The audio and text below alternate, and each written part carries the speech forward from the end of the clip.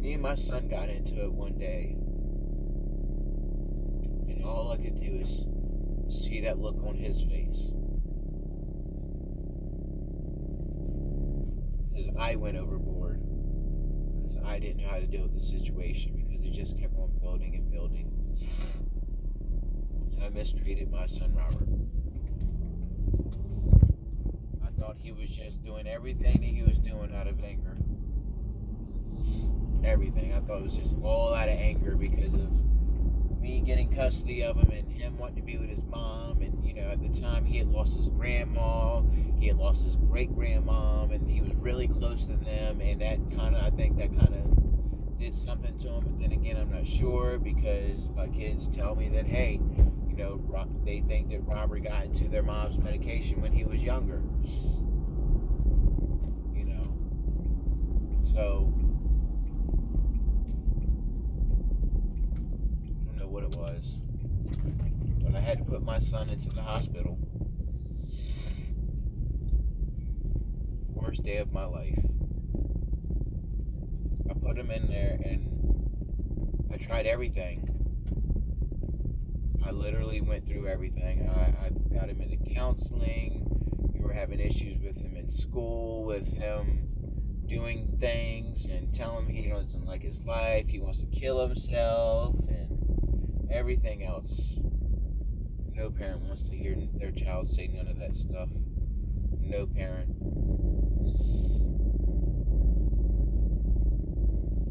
So I had to keep on going through all these phases with him, trying to figure out how to help him. And so I put him into counseling, and that wasn't helping. And me and him kept on getting into more fights, and it got to the point where we ended up getting into an argument because him and his brother got into a fight. I didn't want to get too far into it because of, the situation with him.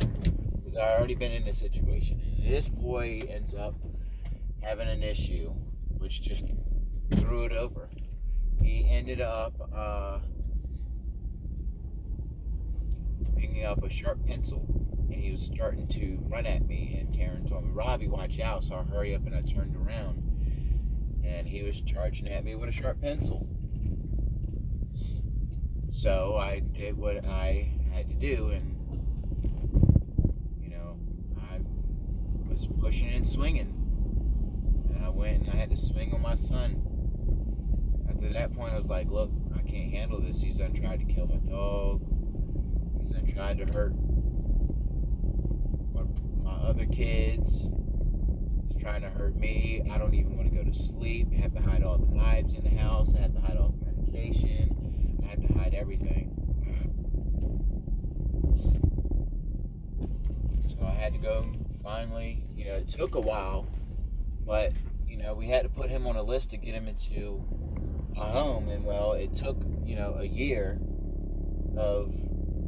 and some more to get him into this home. But during this whole time with him being in counseling, my kids were suffering. Everything was just going downhill. So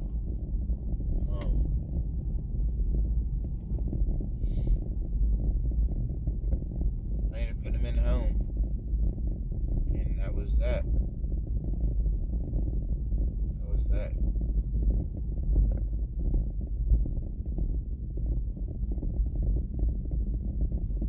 Never thought I would have to do that. Put your kid in somewhere where you have no control over him, but you don't know what decisions to make, the right decisions to make for your kids. Do you take the chance of your child possibly killing one of your children, killing you, or going to school and being that person that's goes to school with a gun or a knife and shoots up the school, knowing that he already had issues at school? What do you do? How do you come up with that decision, man? How can you make that decision? you can't really make a decision on that. Because you're going to be putting your kid away. You know? But to assure that my child doesn't do something like that, to assure that I don't lose another child because of him, to assure that I had to put him in a home. I had to.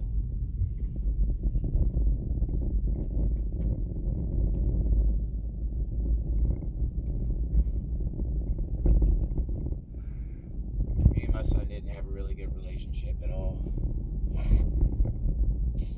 It was bad. It was really bad. Me and him got into quite a few fights, quite a few arguments because, I didn't know how to handle it. I thought he was just repenting because of me taking him from his mom, getting him out of that situation. All I could think was like, God, I'm doing all this for you. I'm getting you out of this situation. I put you in a better place. You have your own stuff. You have your own room. And all I could think is, why are you doing this? And I could not figure it out. And it made me angry because I worked so hard to get to this point with them, and oof.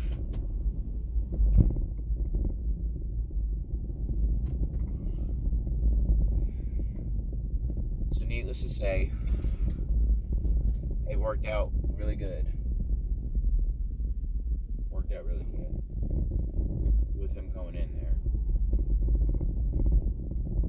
So we put him in there, and during that time, a lot of things changed with us, with me and Karen. Emotions changed, feelings changed. Questions started popping up in my head, concerns, everything. And she was older than me. And I didn't think of it at the time. I was just thinking, I'm happy. But then it starts hitting you where you're like, damn, you could possibly die alone because she's your mother's age. So doubt started coming. Fear of dying alone, not having somebody to grow old with. After you hit your final hit an age, you gotta hit an age where you don't want to be alone. Karen was a good person. I love her to death. Still love her. I don't think I was ever in love with her.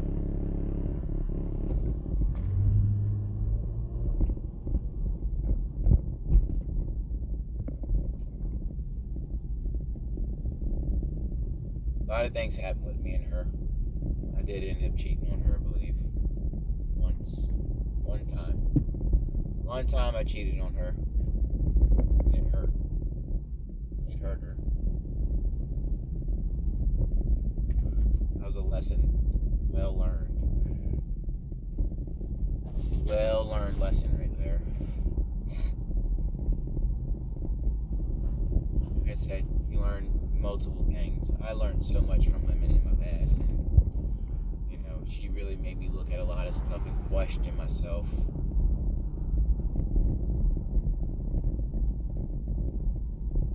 Me and her ended up losing the place that we had, and we ended up having to move into my brother's place, and it was terrible. We got evicted. We had hours to get all of our stuff. I was at work. I got that phone call. Hey, cops are at the door. We have to get our stuff out, Dad. Da da da da da da. And I couldn't believe it. I had to hurry up, get off the phone, everything.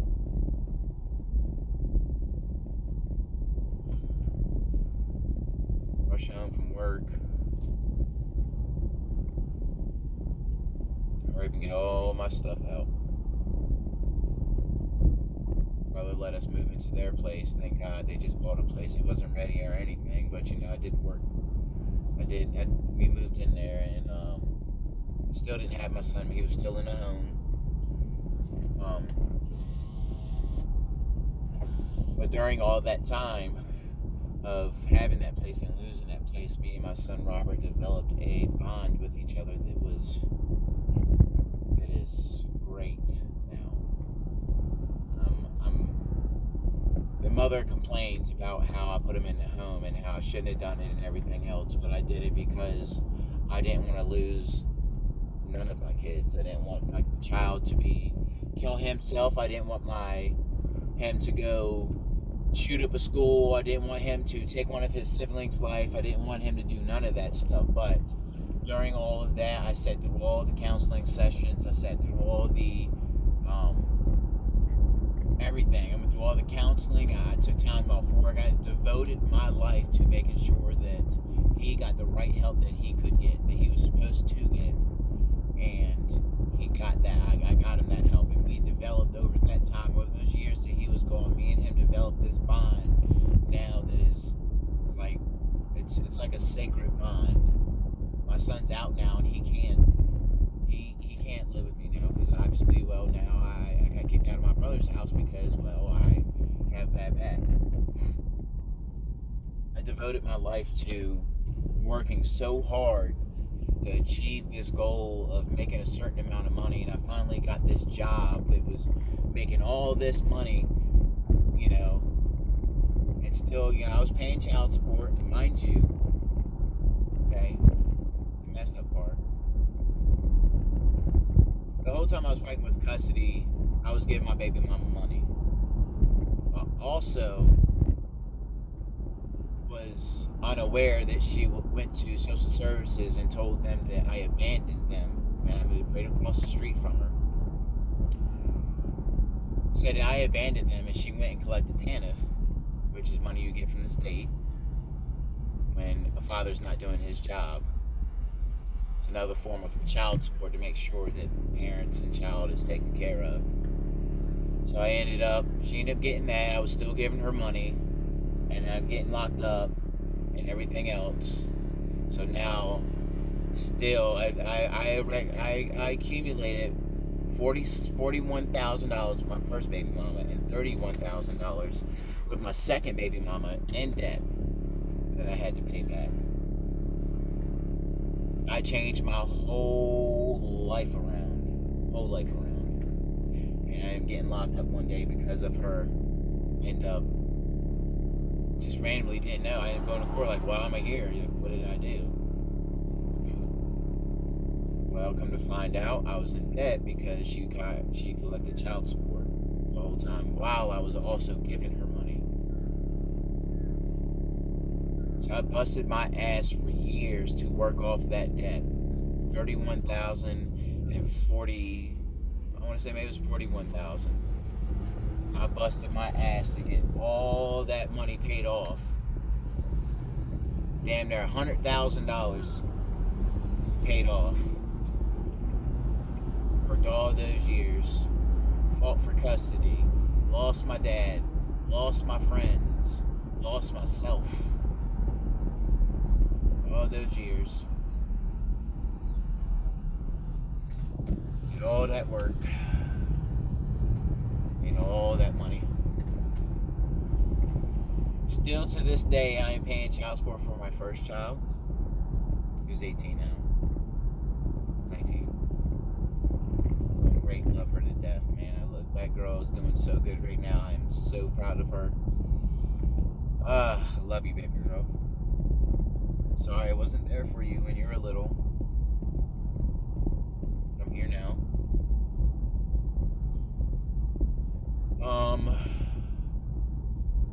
Yeah.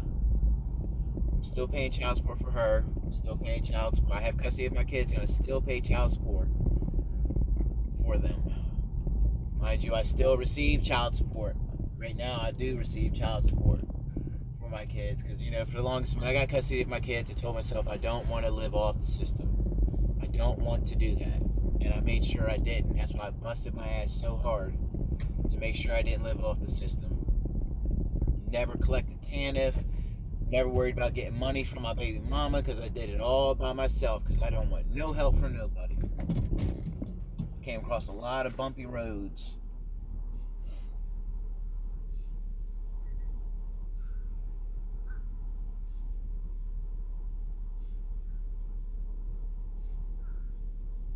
I ended up losing that place. I moved in with my brother. A bunch of stuff happened. I busted my ass so long doing construction work, like literally everything, back breaking work, and I eventually broke my back.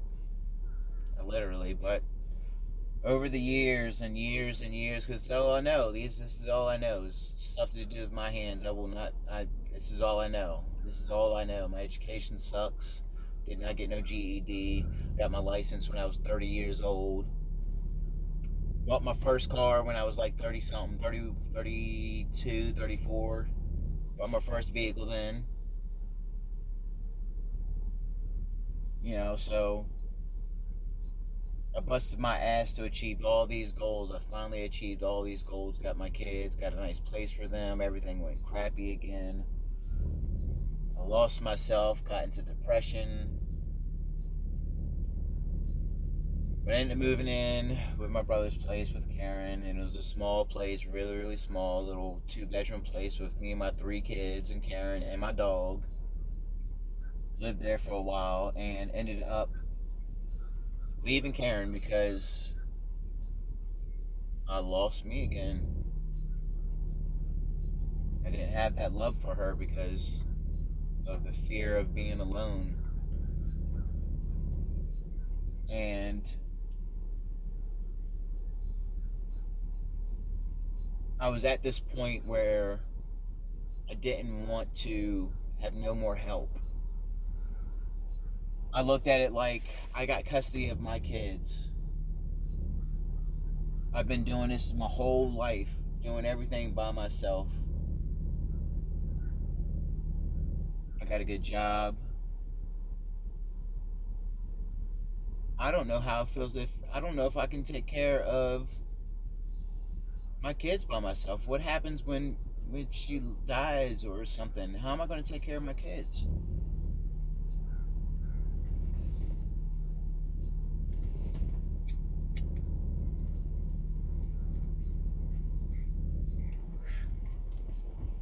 How am I going to take care of them? I need to know that I can take care of my kids.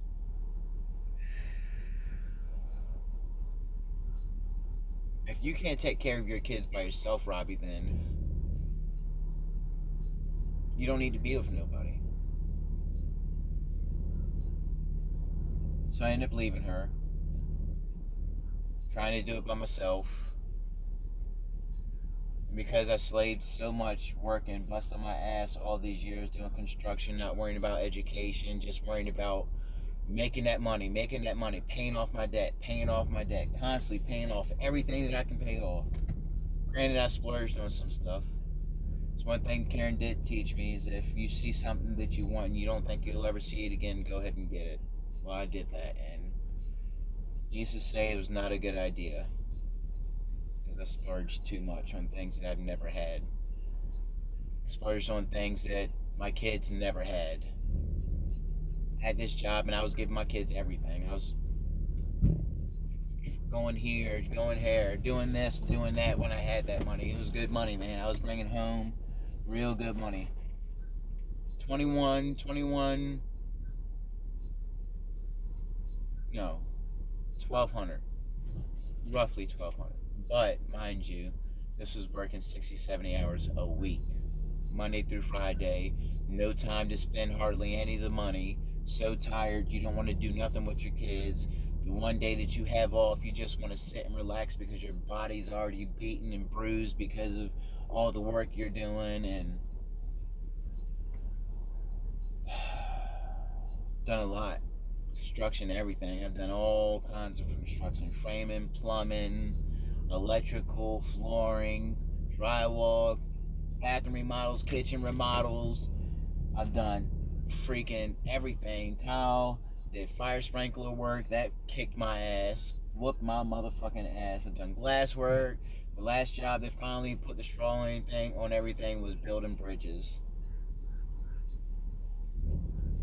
All the years I kept on getting shots in my back and trying to find a way to get my back cured, and them shots will take care of you for a while, but you're going to still be working numb, damaging your back more. So that's what I kept on doing, and eventually, well, shots won't happen. I went 6 shots in my back to try to fix my bulging disc, fix my sciatica. I went for 2 months sleeping on the living room floor because I couldn't sleep in my bed. Missed work, couldn't do nothing, crying because I'm in so much pain, can't walk at all because my sciatica is so bad. Eventually I lost everything again. Slowly was losing everything after I left Karen. I ended up meeting this girl, Megan. It was really sweet. Because I finally came to the point where I was like, all right, Robbie, well, before my back started hurting. All right, Robbie, were you ready to settle down? Yeah, I went on a lot of dating sites. I was trying to find that perfect woman. I was just looking for that woman, man. I'm looking for my love of my life. That one woman that I've just been dying to have. You know, for some reason when I ask God for things, for some reason it sounds stupid probably, but when I ask God for a type of woman that I want, I normally get it. And almost every woman I've asked for, I've gotten. Every type of woman. You know, rather if I say, you know, I want this person to be this age, or I want this person to be have this type of career, or I want this person to have this type of personality, or you know, just numerous things that I've asked for. And when I date somebody, I end up finding somebody like that. Well, I ended up asking for a nurse because my baby mama had one. I was like, oh, you know, shit, Robbie, you're a fucking hypochondriac, so shit, get with a nurse. Well, sure enough, I was on a chat line, and this woman hits me up, and she was very persistent. Mind you, I was on them chat lines, boy, all of them. I was doing my dirt.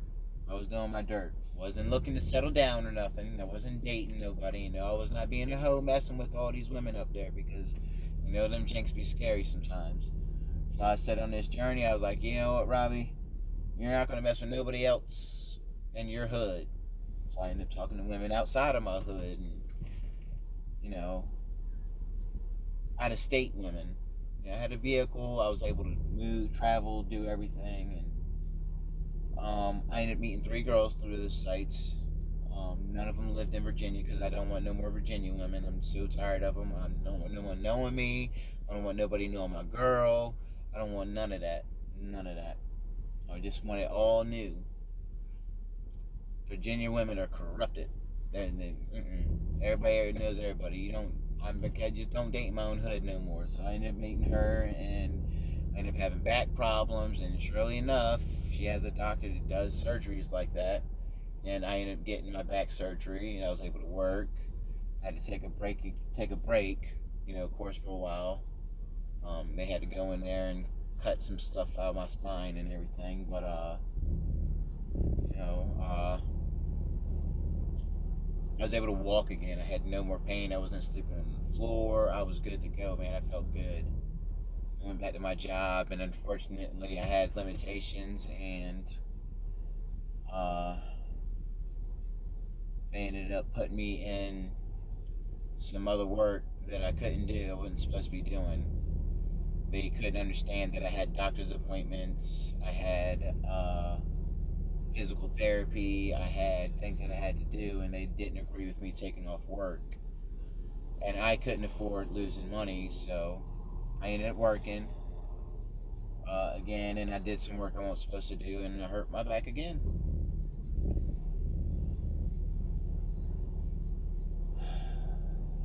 Everything fell apart.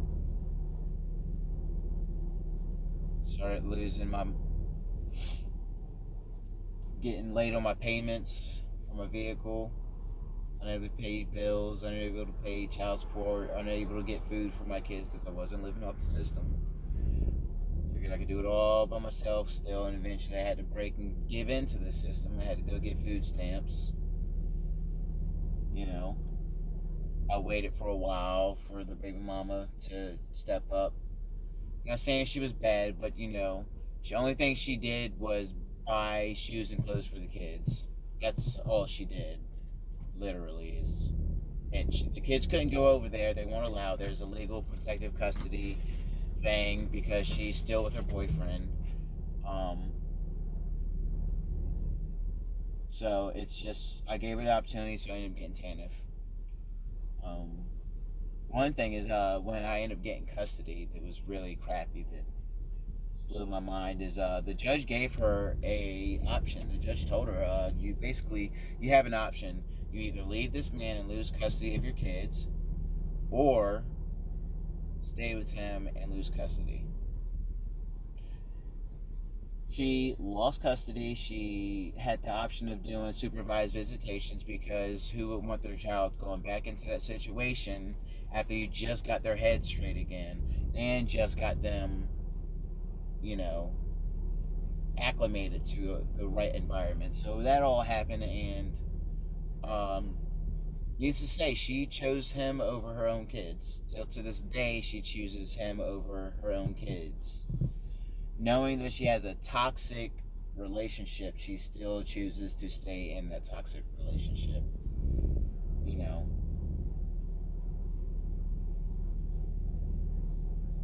And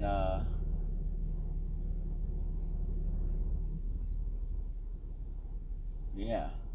I got TANF from her, and they're gonna tell her she doesn't want to pay TANF. Well, she doesn't want to pay child support. Every time I find out where she's working or child support starts coming out of her check, she quits because she feels she shouldn't have to pay for child support. I don't know why. I mean, it's okay for me to have to pay her child support, but it's opposite, I guess. I don't know.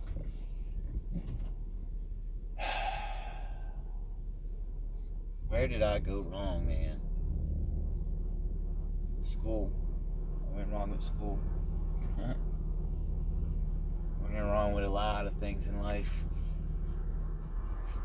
A lot of things in life I went wrong with.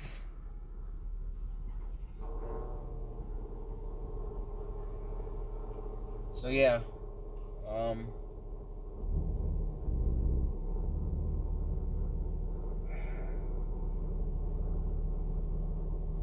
I ended up getting this surgery with her, and as I said, I was just trying to find my perfect woman.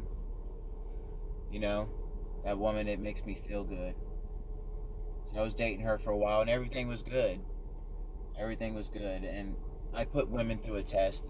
You know, there's certain qualities I have to see in a woman I I would want, that would make me want her. You know, like there's things that I've seen. There's a feeling. There's a feeling you're supposed to have with somebody that that you just know. You know, and mine was putting women through a test. I would put them through different tests. You know, it'd be questions about their past. It'd be questions about their other relationships. It'd be questions about their family, about their race. I definitely asked about race, and if I date nothing but I've dated only white women my whole life. I'm for some reason I'm too white for black women.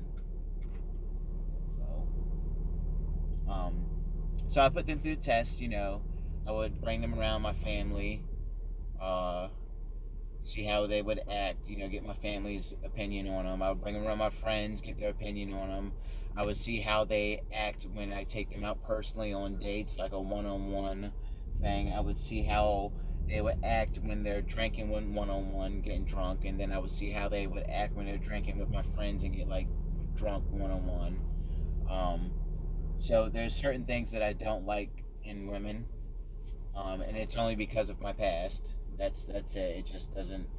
It comes from what I've endured in my past, I guess you would say, between things that I've seen in my baby mama, things that I've seen in my own mother when she was an alcoholic, which is one of the things that really is one of my big pet peeves. With their personality, and there's a lot of things that I take into consideration. And I met with Megan, and she wasn't a good fit. I thought I loved her, but it was more, I think, of a caught in the moment of feeling good. you know. So, needless to say, I ended up getting the surgery. Yeah, keep on going back and forth. I ended up getting the surgery. I met this girl, being I got the surgery because of her. I ended up, things started falling apart with me and her because things that I noticed in her that I didn't like. Um, there was way that she handled her kids, and I didn't agree with it, and I don't believe in changing anybody. It's not what I do. I don't agree with changing people. So uh, one thing with her was her children cussed. Um, her smallest child was kind of off the chain. Um, she was a sloppy drinker, um, too clingy when she drank. Uh, and they're probably petty little things to some people, but my thing is if I know there's something that I don't like in a woman, then I'm not going to want to be with them. It's something that I've learned over time that, if there's something that you can't deal with in a woman, then it's going to aggravate you, and you're going to end up losing that that feeling you have for them, I guess you would say. So,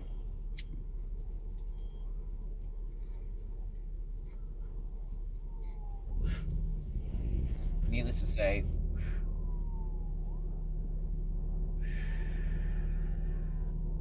that happened.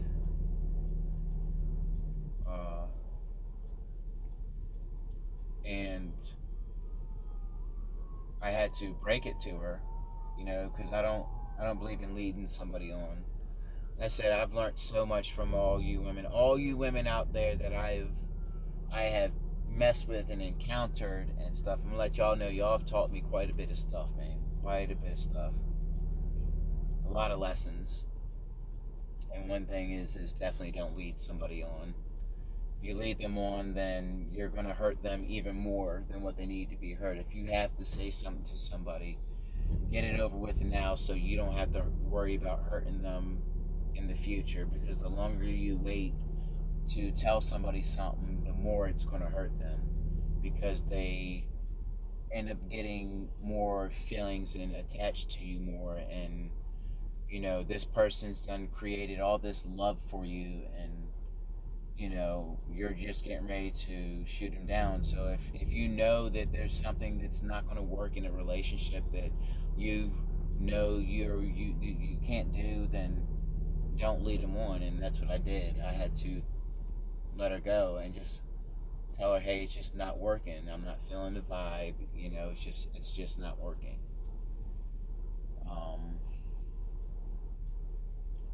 So I ended up leaving her. Still struggling, trying to maintain bills at the house, still trying to work.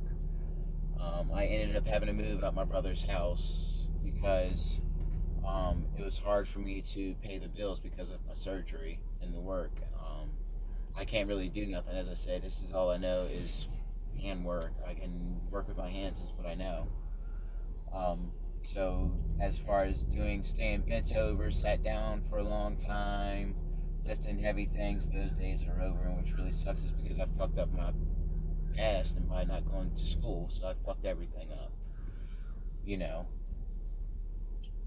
So I ended up starting my own business again. It's my third time. My first one was home improvement. My second one was landscaping, and now I'm back to doing home improvements. I was doing really good. I was doing really good by myself, making good money. Money was coming in. So I had to move out. I had to move out from my brother's house because I had to move in with my mom. I'm living with her now. So business was going good, and now all of a sudden I get to this one job and everything's kind of going shitty right now. Then used up all my extra money I had. I'm struggling. And I don't know what the hell I'm going to do. I don't know how to get out of this hole. I don't know how to fix this problem. I don't know how to save my kids. I don't know how to save their future. And that's my main concern right now. My life is over with right now. My life is done. All I have right now, once you have kids, your life is done. It's done, really. You know, you've completed life. All you have to do now is make sure their life is good. You know, that's your main focus, and I've failed on all of that. All of that I failed. I can't work now. My brain is scrambling trying to figure out what the hell's going on. It sucks. This job messed me up. During this journey of me having this job, I ended up getting up with a woman through my brother I did some work with named Ivy. She's an Asian girl. First Asian girl I've ever dated. Would never thought. I mean, we know how Asians race is. Culture, I guess you would say. If they don't agree with all that, it kind of really strict to sticking to their own kind. You know, not really sticking to their own kind because they kind of look at colored people as what we've been projected as on TV. Not good, I guess you would say. So they agree with them dating other people, just not black people, colored dark people, because of their past history and what they've done and everything else. So it's very interesting. Never thought I would. I ended up meeting her, doing some work for her, and we ended up going out one night, and had a few drinks, talked, and now I'm her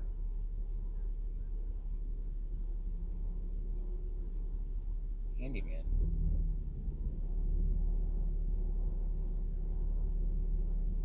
So, with that being said, we ended up talking and talking and talking and got to know each other. She's got a past that's, kind of bumpy. But I ended up talking to her, and she's awesome, man. Like,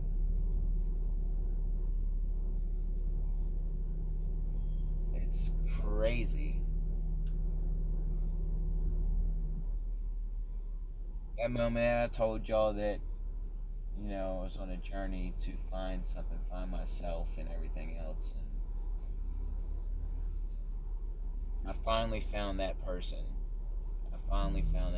This person, man, she makes me feel so good, man. Like, every time I see her, it's like that day at the carnival when I seen my baby mama Ashley. And I was like, I'm gonna marry that girl. Like, that's gonna be my woman right there. Like that butterfly feeling, like that lose your breath type